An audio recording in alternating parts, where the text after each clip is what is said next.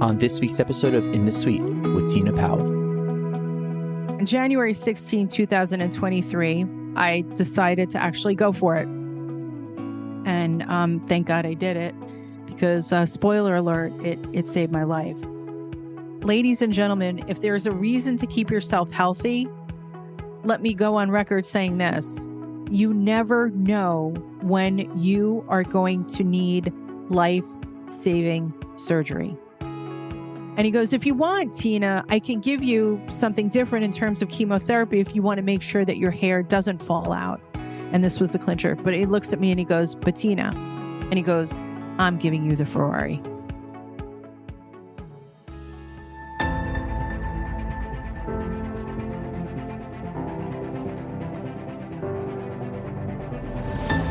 Hi, this is Tina Powell, host of In the Suite, where I sit down with top women leaders and some of the biggest names in the financial services and the wealth management industry. Together, we'll discover some of their best secrets and top strategies to grow a great business, build a strong brand, and lead teams in the 21st century. I hope you'll enjoy hearing their amazing personal stories of triumph, trepidation, and transformation in hopes of becoming better leaders ourselves. The time for you to lead is now, and you're in the suite. Hey everyone, Tina here. I have been wanting to record this episode for a really, really long time. I'm warning you, there's a lot of stuff here. It's not the typical episode.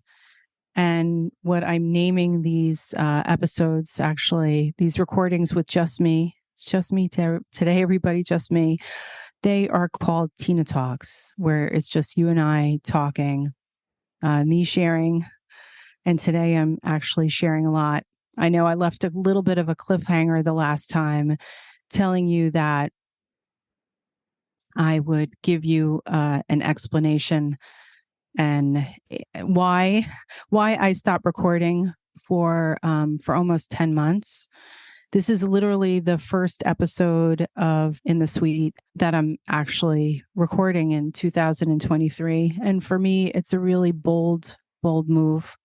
Like I said, I've been waiting for quite some time, and there's a huge story behind this. So first of all, thank you for listening.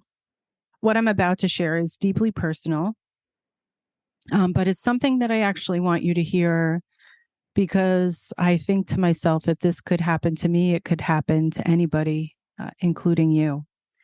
And that's not to scare you, everybody. I just want you to know what happened to me so that if anything comes up in your life or in someone that you know, I think that you'll be able to give maybe even some different advice and maybe even direct them to this episode.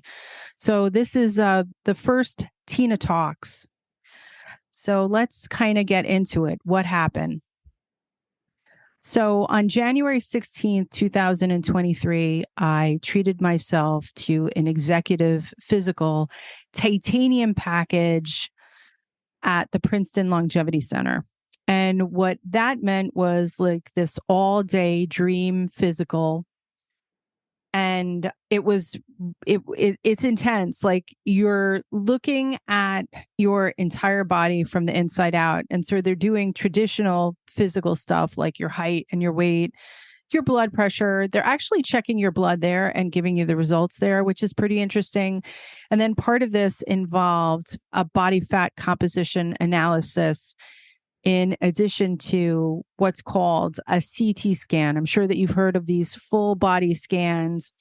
Yes, these full body scans look actually inside your body at your lungs, your pancreas, your bladder.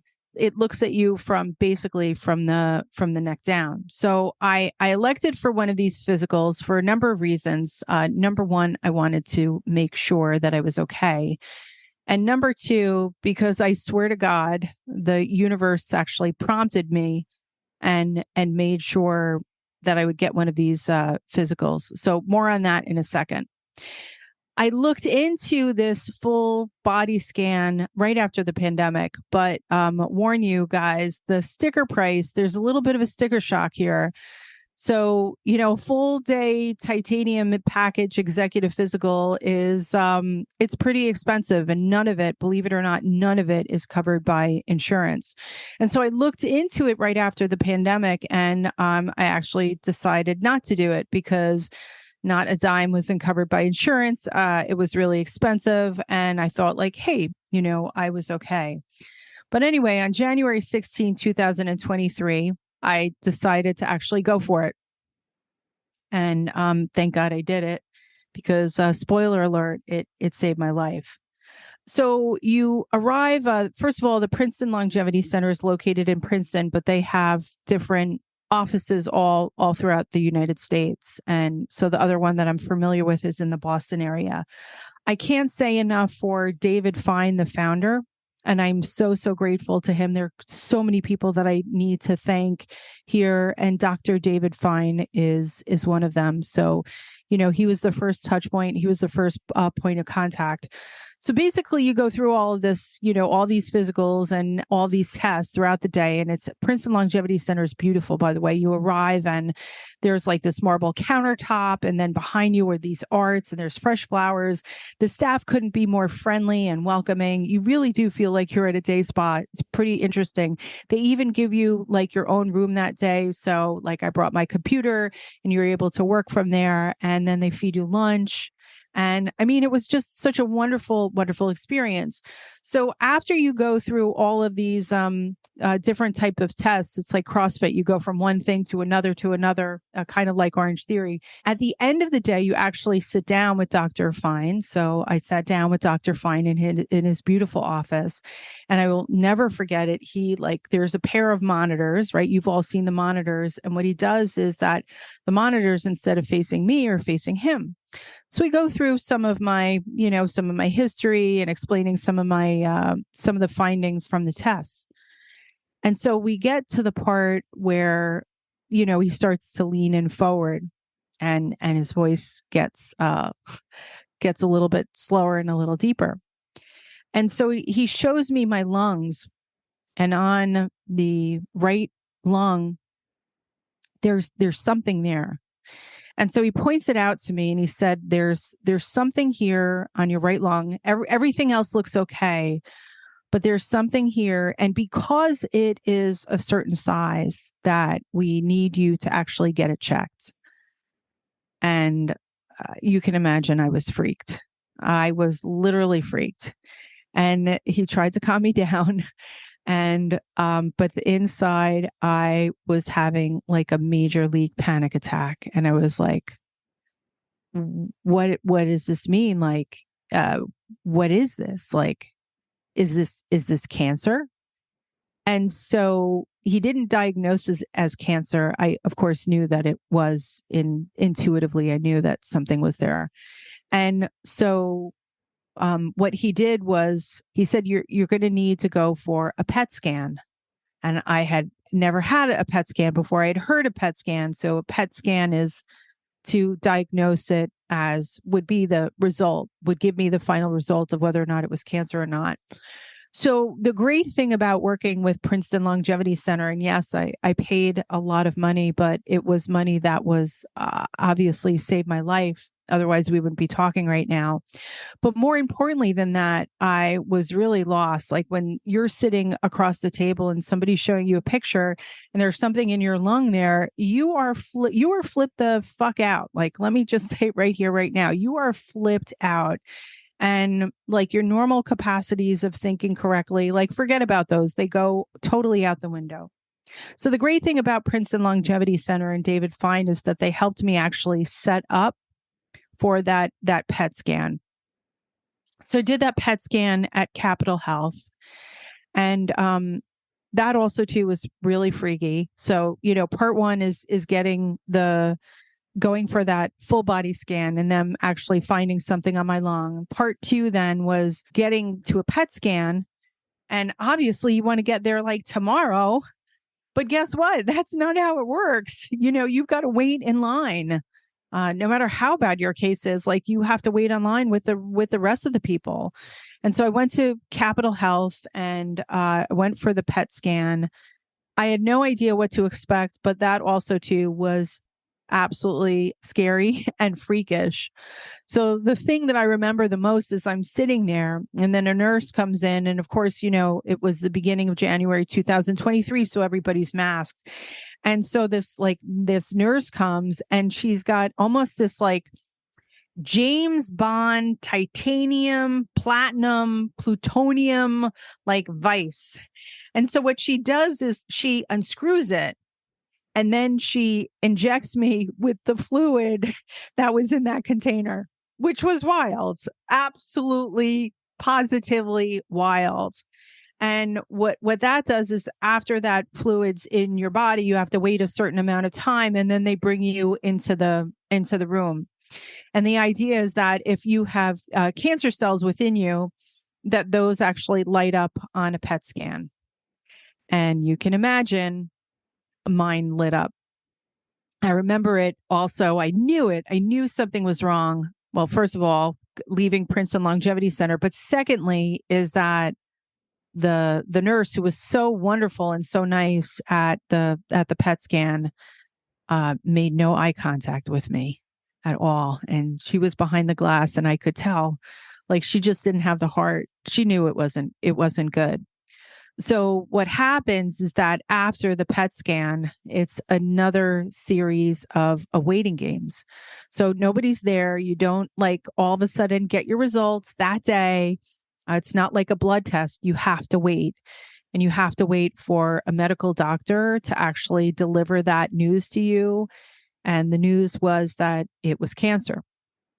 So naturally, your mind starts wandering into all kinds of crazy places. And the next thing you think about is like, okay, how bad is it? What stage am I in? What's happening here? So again, thanks to Dr. David Fine in Princeton Longevity Center that got me in touch with NYU Langone. He gave me a list of hospitals and medical centers. And when he said NYU, that's where I did my graduate work. I love just all things NYU. My family will tell you that. I said, it's NYU for sure. David, it's NYU. So I was immediately introduced to Dr. Joshua Sabari, who is my oncologist at NYU Langone Health. And he also then introduced me to Dr. Amy Kent, my thoracic surgeon, and yet another physician, and that was Dr. Vivek Murthy for my pulmonologist. So these three individuals really helped to figure out what was happening inside my body. What type of cancer did I have? How serious was it? What were the next steps? What did I have to do? What did treatment look like? All of these things. So I get to NYU, and the first meeting actually was with my oncologist over there, Dr. Joshua Sabari, who explained what would happen. And the way that cancer goes is you first have this diagnosis, but then on top of it, they have staging, right? You're all familiar with staging, stage 1, stage 2, stage 3. Obviously, the higher the number, the worse that it is.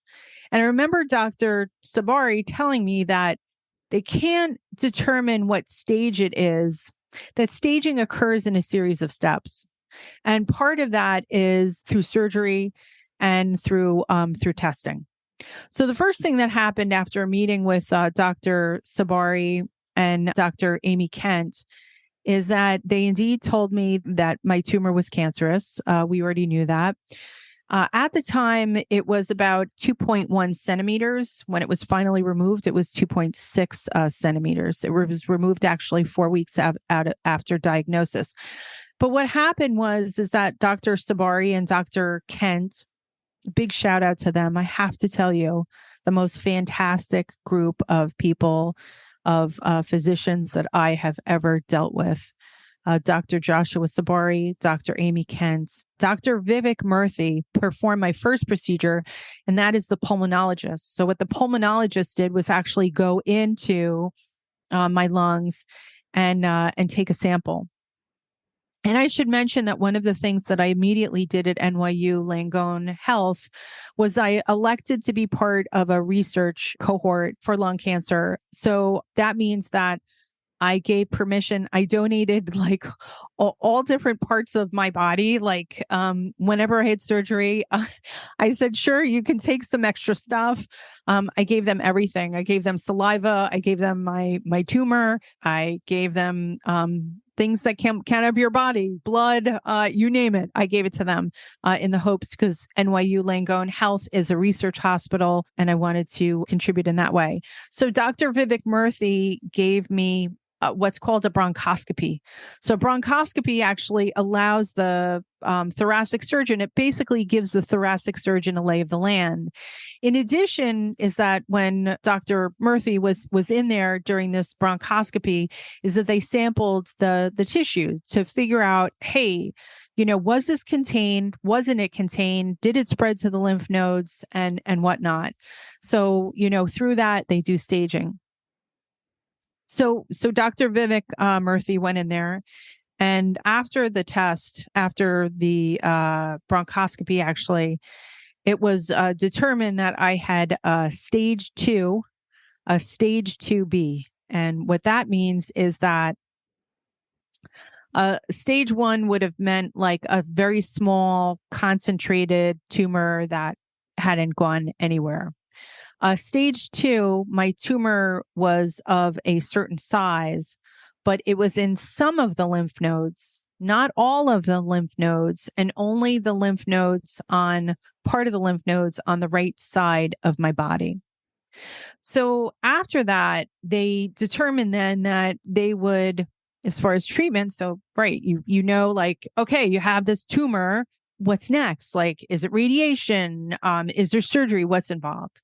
So after they went in for that bronchoscopy, they were able to say that because of where the tumor was, because of the size and because of my physical well-being, I want to just say that, geez, ladies and gentlemen, if there's a reason to keep yourself healthy, let me go on record saying this.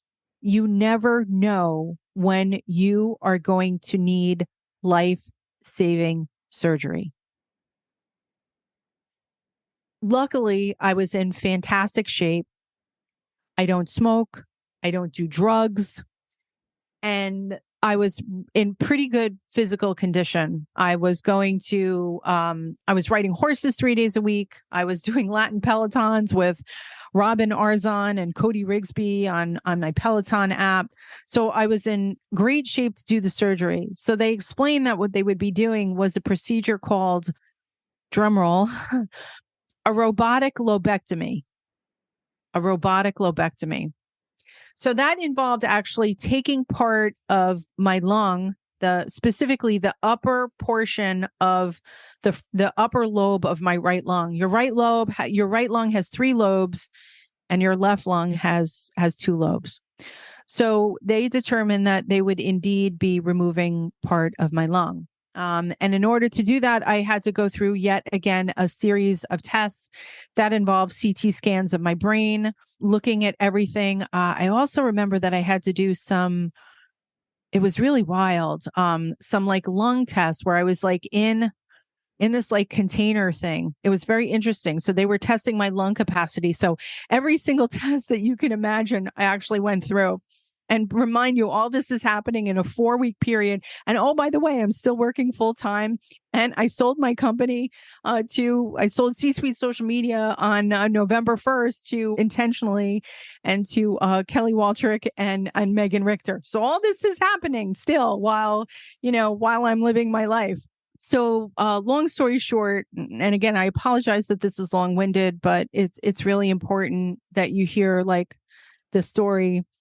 On February 13th is when I had the robotic lobectomy procedure. And I knew that would be rough, right? The difference between a lobectomy today in 2023 versus how it was probably done 10, 15, 20, even 20 years ago is that the incision actually it's done partly through robotics. So instead of having one incision that goes from the front of my body to the back of my body, it's 5 incisions. It's like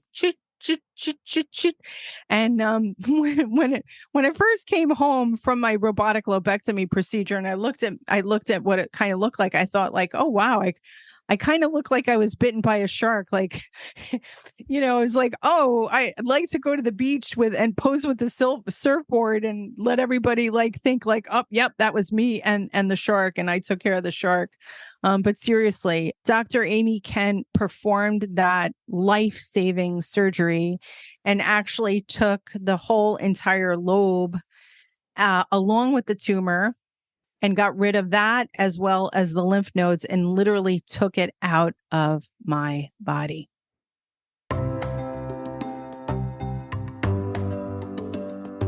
Hey listeners, I have a small ask. Please consider giving us a 5-star review on Apple or Spotify. It would mean the world and help us to get found by more people. If you thought the last 3 seasons were great of In the Suite, just wait until season 4. We're introducing Tina Talks and exciting new content around women and wellness. Please, I would love for you to connect with me on LinkedIn and follow us at In the Suite Pod on Instagram. Thank you again so much for listening and subscribing. The recovery for a robotic lobectomy procedure was tough. It was really tough. It wasn't unbearable, but it was tough. There's no way to sugarcoat that. But throughout the process, I was being monitored, and naturally, I was limited in terms of like what I could do physically, and even as well what I could do mentally. Like cancer, any type of cancer, really, really affects you mentally. And if I'm being honest, I'm still going through that mental healing. And you go through like a lot of stages, and that I think is lifelong from what I heard from other cancer patients. Okay, so back to the robotic lobectomy procedure. So after your procedure, what they do is what they do in all surgeries, and that they take that tissue and they perform testing on it. And specifically what they're doing with tumors, lung tumors especially, is that they're trying to determine, number one, what type of lung cancer it is, because there's 2 kinds.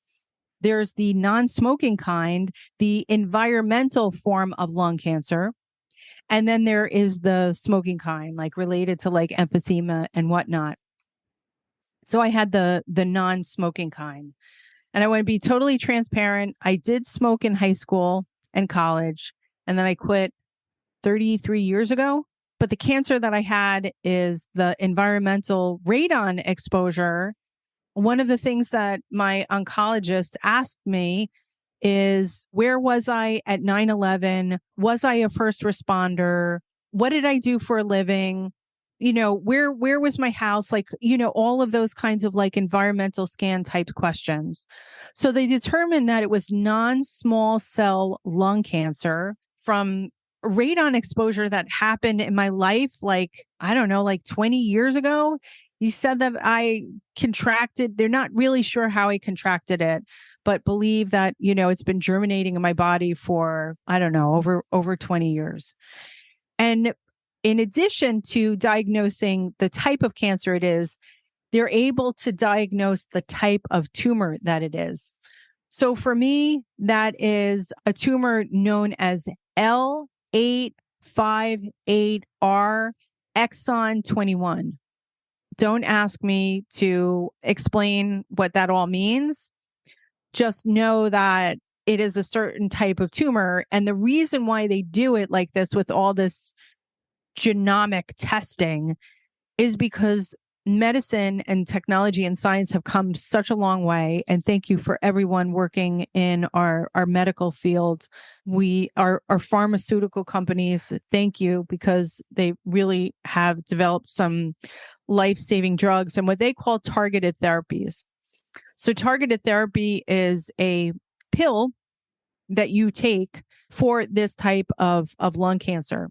Do they have a pill for each type of lung cancer? For each type of tumor? No, not today.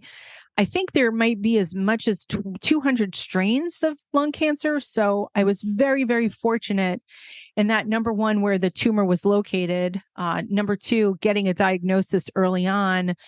And number three, I'll never forget Dr. Sabari saying, "Good news, Tina, good news. If you're going to have lung cancer, this is the type to get. It's very treatable. And there's a targeted therapy for it. And that targeted therapy, in case anybody wants to look at it, is called Tagrisso. And it's made by AstraZeneca. The scientific name, and I'm going to botch this completely, it's osimertinib, OSMERNTIB, something like that, osimertinib, to Tagrisso. And that treats, again, this non-small cell lung cancer, L858R, exon 21. Tagrisso is also used for treating other types of cancers. So again, our technology has come a long way. Okay, so now that that's aside, and I probably have gone on for a long time already, let me tell you what happened after the surgery. Okay, so being that it was a stage 2 and not a stage 1. Stage 1 would have meant take out the tumor, bye, see you later, have a nice day. Stage 2 meant an entirely different, what medicine calls standard of care. Standard of care is basically, in layman's terms, the way that I understand it, is a standard operating procedure for your type of ailment or cancer, in this case, standard of care. So tumor of lung cancer 2B, non-small cell lung cancer, NCSLC, I think I've got the acronym right, means that you're going to need to follow up with chemotherapy, and that you're going to need to follow up with a targeted therapy. So I elected for chemotherapy right away. So 4 weeks after recovering from surgery, I went in for my first chemo treatment. What I also elected to do, because I live here in Pennsylvania, is we determined that I would be going to UPenn, the Perelman Cancer Center at UPenn in Philadelphia. And Dr. Sabari would introduce me and find my oncologist here. And that oncologist is Dr. Melina Marmalelis. And she is phenomenal. So I would receive all of my care after the surgery through Dr. Melina Marmalelis at the Perelman Cancer Center here at UPenn, because that's where I live. And especially with chemo, you get chemo in the same place every time. And the nurses and the oncology nurses at UPenn couldn't have been better, my whole experience. So I was told that I would need 4 treatments of chemotherapy. And the chemo drugs that they recommended and that I did was called cisplatin and permatrexid. Cisplatin, CISPLATIN, and permatrexid. And you can imagine that I went back to Dr. Sabari when he kind of told me what the game plan is. And I said, okay, well, Dr. Sabari, is my hair going to fall out? You know, here I am, like I'm trying to be back at work, and I'm Italian, and our hair is like, you know, I'm born a Jersey girl. I was born in New York City, but raised in New Jersey. And like, you know, I was part of the 80s big hair movement. But hair is really a huge emotional attachment. So it was one of my first questions is like, hey, am I going to lose my hair? And I'll never forget what he said. He said, well, yeah, it's a good possibility that you are going to lose your hair. And he goes, if you want, Tina, I can give you something different in terms of chemotherapy if you want to make sure that your hair doesn't fall out. And this was the clincher. But he looks at me and he goes, but Tina, and he goes, I'm giving you the Ferrari. And so I said, okay, let's go, Dr. Sabari. I'll drive the Ferrari. And the good news is that I never did lose my hair. My hair thinned out a bunch. It was all over the bathroom. I even used like those sprays and stuff to make it look thicker than it was. But instead of doing the 3 bouts of chemotherapy, instead of doing the 4 bouts of chemotherapy, I did the 3. It was really, really hard. I know that I have a video on what to expect for chemo. And that I recorded at the beginning of chemotherapy. What I didn't realize is that chemotherapy is somewhat accretive. And by that, I'm meaning that as you do more and more of it, it gets stronger and you get sicker. I was so sick, like most people do get on chemotherapy. And it was to the point where it was the third round was almost unbearable. I really couldn't handle it. The side effects are really excruciating. And my heart goes out to anybody that's listening right now that is having to deal with chemotherapy, because it is one of the hardest things in the world to deal with. I found actually chemotherapy in some ways was harder than the robotic lobectomy surgery. And that's where they're, it's interesting to say that. But it's the truth. There's just, oh my gosh, everything about you is affected. Your hearing and your mental capacity, the feeling of just exhaustion and being absolutely sick. Would I do it all over again? Yes, I would. But 3 chemos in, I said to both Dr. Melina Marmolelis and Dr. Sabari, is that I said, look, do we think that we got it with the 3? If the cancer's out of my body now, and somewhere in the basement at NYU, can I just do the 3? I said if the 4th is absolutely mandatory, I'll do the 4th. But we determined that the 3 was enough, because I was transitioning right into a targeted therapy, and I want to be very clear on that. The only reason why we said yes is because we went directly into treatment with the targeted therapy, the Tagrisso, right? The pill. And then that in itself was not, we weren't sure whether or not how I was going to react to Tagrisso. I'm part of a couple of Facebook groups, one for lung cancer survivor group, another one for Tagrisso. And unfortunately, like, as much as doctors and oncologists and physicians want to tell cancer patients, don't Google anything. Well, spoiler alert, we Google stuff. And now not only do we Google stuff, but if you're like me, you're asking ChatGPT for all of these other types of questions as well. So you're going to ChatGPT, you're going to Bard, you're going to Copy AI. I was going to all of my generative AI platforms. Again, not a good thing, but something that I needed to do. The other thing I did was I literally binge watched every single lung cancer survivor story on YouTube. And it's one of the reasons that I decided to go public, and that I decided to start making content and let the world know about the whole lung cancer diagnosis. And that is, when I was in the thick of it, is that I struggled to find answers. I struggled to find people that looked like me. I struggled to find, people that actually survived this. And that's the key, right? If you take anything away from today's Tina Talk and this podcast episode, it's this. If one person can survive this, and there are plenty, if one person can survive this, so can you. If one person's done it, then you can too.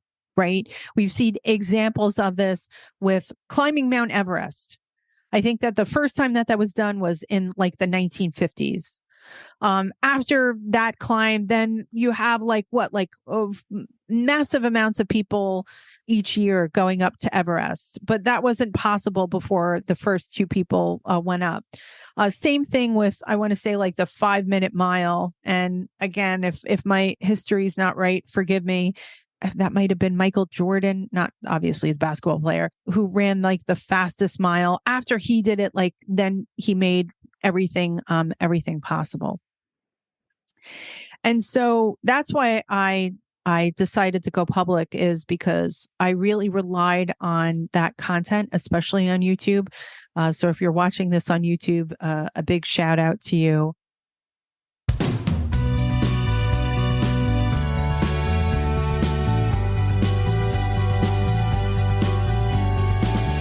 Okay, so I've gone on a lot. Okay, so now summarize here. I told you about the diagnosis. I told you about the treatment, told you about the surgery. Now telling you a little bit about Tagrisso. So I've been on Tagrisso for approximately, I'm on 80 grams. And since July or June, no, I think it was June, July, August, September. Okay, so I'm in almost the fourth month of taking Tagrisso. For me, Tagrisso is a wonder drug. The idea behind these targeted therapies is that it acts as a preventative so that this never comes back, right? And my philosophy about preventative is that it's part based in traditional medicine and science, which I absolutely believe in, and also to the alternative therapy side of the equation. But I am taking Tagrisso with limited side effects. As part of being on Tagrisso and being treated for stage 2B lung cancer that has since been excavated out of my body, my treatment protocol today looks like this. And I'm recording this in October of 2023. And October 25th is my 57th birthday. And I plan to release this episode as a birthday present to myself and to all of you, to help you get through some really heinous, difficult times, to maybe give you a methodology and to give you hope. So back to my treatment. So Tagrisso is, I go for scans every 12 weeks. And those scans, those are CT scans of my chest, of my lungs. And specifically, that gets rotated between CT scans of my chest and either my brain or my pelvis. So my brain gets scanned every 6 months, my pelvis gets scanned every 6 months, and my chest gets scanned, my lungs get scanned every 12 weeks. In addition to that, they're taking, I'm going for blood work and what they call labs every 6 weeks. And that's to monitor my, my blood. And specifically, they're looking at my white blood cell count, my red blood cell count, neutrophils, hemoglobin, you name it. They're looking at it. So a big shout out again to the Perelman Cancer Center that has got like that real like Philly, that Philly vibe. I love it. Their most bullish, strongest philosophy and treatment right now. So I'm in this treatment protocol, this aggressive treatment protocol for at least the next 2 years of all of these scans every 12 weeks and blood work every 6 weeks. So today, Tuesday, October 17, 2023, my scans, thanks be to God and all of you and my kids, my mother, Mark, my brother, so many people to thank. My mom, Joanne, my kids, Rachel and David, and my son-in-law, Mike, my daughter-in-law, Janelle, Mark, my BFF, my best friend, my soulmate, my partner, my brother, Tony, and his girlfriend, Mandy, all of my aunts and uncles and cousins, especially my Uncle Larry and my Uncle Patrick, Uncle Richard, Uncle Tony, Uncle Jim, Uncle John, Aunt Gina. Did I say Uncle Richard? My mother was the oldest of 9. And my partners, Kelly Waltrick and Megan Richter at Intentionally. And the amazing team of people that I get to work with every day.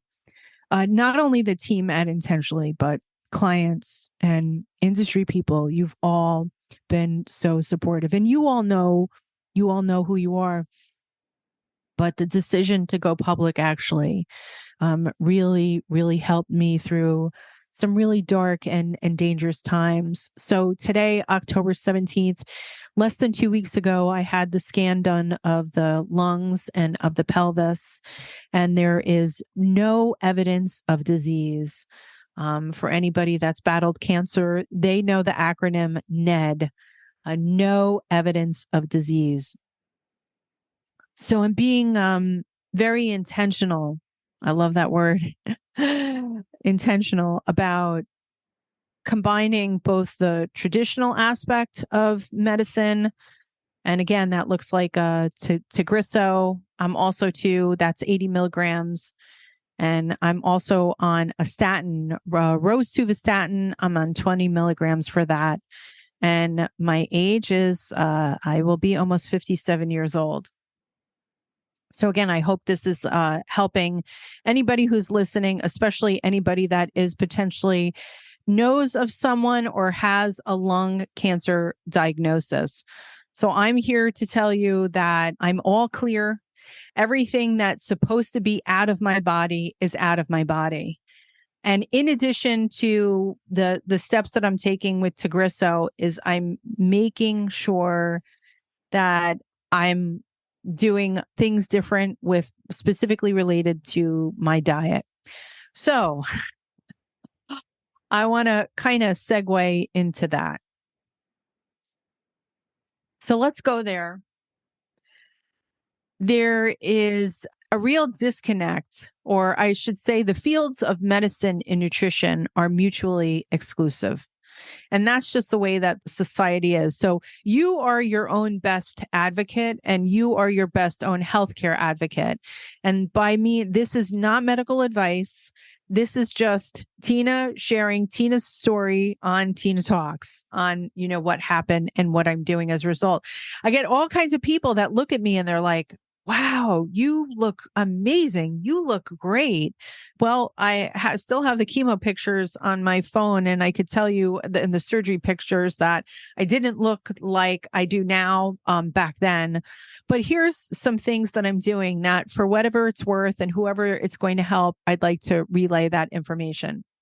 There are a couple of people that I follow on YouTube specifically, and that is Rich Roll's podcast, and Dr. Peter Attia, his podcast, as well as Andrew Huberman, Huberman Labs. And they all have different philosophies, but specifically Rich Roll, I want to credit for the whole food plant-based diet. So yes, I am eating a plant-forward diet.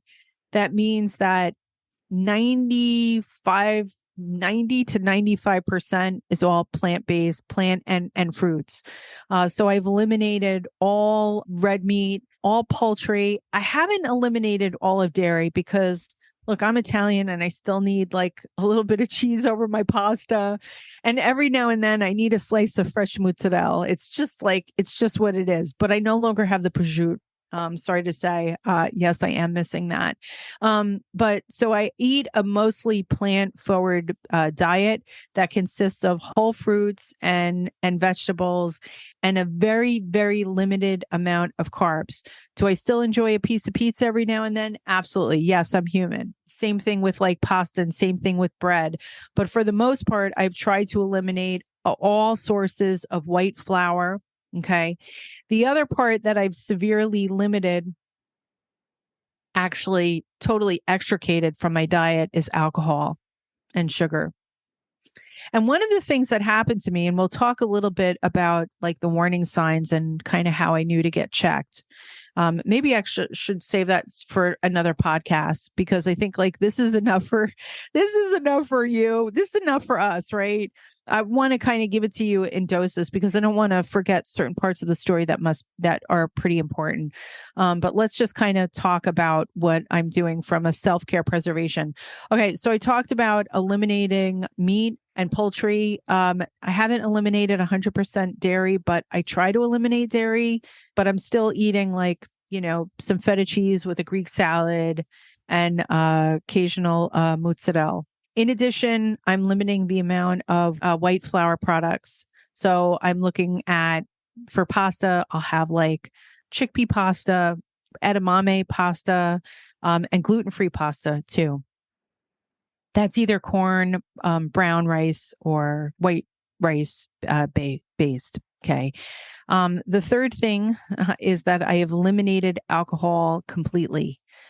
You have heard me right. I completely eliminated alcohol. I have not had a drink since New Year's Eve, or since New Year's on in January. That to me has been super, super hard, believe it or not. I did never considered myself like to be a heavy drinker, but I loved a vodka martini and I loved a glass of red wine. So that part has been extremely difficult. I had to adjust to a lot of social situations. That was hard to do. People noticed that I was like, "Hey, you're a little quiet." I was like, yeah, trying to like get back into life, and you're way different." However, and again, this is just my experience. You can look at what you did, at what you want, but alcohol, as the World Health Organization labels it, as a carcinogen. And anything that was going to throw off my health and increase inflammation in my body was something that I wanted to eliminate. So I completely eliminated alcohol. The way that I make it through at social events is by having I'll have a club soda. I even tried having a non-alcoholic beer, which was surprisingly satisfied. The other thing I'll do is I'll do a Bloody Mary, a virgin Bloody Mary. And thank God for like mocktails, because mocktails too, depending on where you go, could be that. I have been back exercising. I'm not quite at the athletic endurance as I was. You can imagine when they remove part of your lung, I have really good lung capacity, but I don't have 100% lung capacity the way I used to. So I'm working my way up to right now I'm at 15-minute Pelotons. I believe that I could do 20-minute Pelotons. Walking, I could do up to like 12,000 steps a day, which is pretty darn good. I still try to take the stairs as much as possible. And I'm started to lift weights again. I've got to work on the core. The core thing I've got to work on after the surgery, like this right side of my whole entire body is numb. I might not get that back. It might not be another 2 years until like I get like the full feeling. So it kind of feels like a little prickly. It's getting better with time. But it's a very, very, very strange thing. So I've got to work on my core muscles. I did stop riding horses. I did. You could see my horse picture. I love horses, but here's the thing. When you ride horses, it's not if you fall, it's when you fall. You are attached to like this 800-pound animal. And I don't care if the horse is broke. There is still a dangerous risk that comes with horseback riding, and specifically with cantering. And there's also too the impact from going up and down. Cantering is like a gallop almost, but a little bit slower than that. And I didn't want that impact on my body. And so I completely eliminated horseback riding. So, my exercise right now is like, it's stationary, it's Pelotons, it's weight, and it's walking. It's stuff that's not very high impact related. In addition to that, so you've got the eating over here, nutrition, you've got the exercise over here. The alternative therapy, have an infrared sauna. So I'm doing an infrared sauna at least 3 times per week. And I am combining that with baths, with Himalayan sea salt, Epsom salts, and then combining it with like a good YouTube like relaxation video. So in addition to that, journaling is a really, really big part of this, everybody. Journaling is a big part. So I have a gratitude journal. I'm trying to get more religious about that. And speaking of religion, There's one quote that has really helped me through this whole terrifying. I'll use the word terrifying because from January up until actually this month, when I finally went for that second set of CT scans and they checked the pelvis, this has been terrifying. And so the quote, my go-to quote, and we're going to have a lot of these through Tina's talks, has been, my faith is stronger than my fear. My faith is stronger than my fear. And I'm luckily to be supported before this cancer stuff even happened to St. Andrew's Church of Yardley. It's an Episcopalian-based church. And my priest, Hillary Greer, has been extraordinary. Bob Anderson, Holly over there, the whole, there's so many people to thank over at St. Andrew's. But my faith is stronger than my fear. So I guess to wrap this all up, what does this mean for the future for In the Suite? This is the first podcast. It took a lot of courage to finally do this episode. And I decided to just make this episode non-scripted, just, you and me through Tina Talk. So I apologize if it was a little bit lengthy, but it was the only way to kind of, explain my story. And my hopes for Tina Talks is I'll share more of the story about what I'm doing, and not necessarily all related to cancer, but definitely related to wellness. I think one of the things that we did brilliantly in the suite is, and we will still do, is talk to the business leaders, a majority of them women, to find out their origin stories. How did they get from point A to point B? But there was one part of In the Suite that I didn't address, and that was wellness. And without wellness and without your help, without your health and help, all of this like career stuff, all of this leadership stuff, and all of this, getting to a certain point in your career, it doesn't matter. It doesn't matter. If you don't have your health, none of that matters.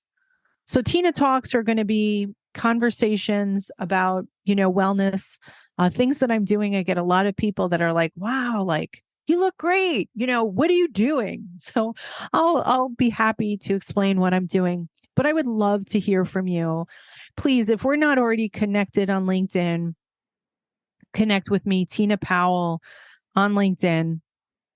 You can find me there at Intentionally.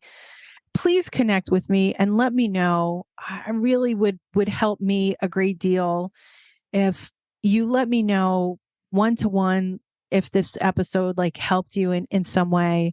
I get so many people reaching out to me, especially with some of the content that I have on YouTube, not nearly enough. We'll be doing that more in the future, that ask me about Tagrisso, a robotic lobectomy procedure, how I got through chemo, just my experience with lung cancer and cancer in general. So I would be willing to share that as well. So please let me know if this episode in particular has helped you. And if you know someone in your life that you think that could benefit, I'm here to tell you that it's been a terrifying journey and it's been a heck of a ride. I'm so grateful to God that I'm still here on this earth. I'm a grandma. I became a grandma 12 weeks ago, and I'm just so grateful. Especially Mark and my mom they've been with me. I've gone to every single medical appointment with someone. That was really too important. And so if you know somebody that's battling cancer, it's the little stuff, you guys. It's the little stuff. It's sending a text message, it's sending a picture, just letting people know that that they were thinking of you. And another person that's been really there've been a lot of people that have been extremely beneficial to me. So I just, a big shout out to all of them. And thank you again. Thank you so much, everyone, for your support. And if you have any questions, be patient with me too. I might not get to you as soon as possible, but I want to thank you all. I want to thank my podcast producer, Kevin Hirschhorn, who's been with me before all of this happened. And now he's going to be getting this video as well, and this sound recording. So I've gone way beyond my time here today, you guys. Thank you so much for being a part of my life, for being a part of In the Suite community. God bless you all. Please pay attention to your health. Make your health a priority. We'll have future Tina talks around that, around, how I knew to get checked and, what those kinds of warning signs were. And if there's something else that you want me to talk about, please just, let me know. Send it to me in a message. You could message me on LinkedIn. You could find me on Twitter. In the Suite Pod, we are on Instagram. You could reach out to me personally on Instagram. And then my email address is tina@growintentionally.com. So thanks, everybody. I hope you enjoyed this first Tina Talk. And thank you. I'm really grateful for all of you listening. Take care. Bye. You're listening to In the Suite, a podcast that shares amazing stories of women in business and the financial services industry. Our producers are Tina Powell and Kevin Hirschhorn. Our editor at large is Kevin Hirschhorn. Our content writer is Tina Powell. This podcast is sponsored by Intentionally, a growth design consultancy working with fintech and finserv companies to turbocharge their marketing efforts. If you want more information, please email me at tina@growintentionally.com. And thank you so much for listening. It means the world to me. We've got listeners in over 70 countries and 1,400 cities worldwide. Please consider giving us a 5-star review on Apple or Spotify. It would help us to be found by more people looking for this information. And again, if you thought the last 3 seasons of In the Suite were great, just wait until season 4. We're introducing Tina Talks and exciting new content around women and wellness. Please, I would love for you to connect with me on LinkedIn and follow In the Suite Pod on Instagram. Again, thank you so much for listening and subscribing.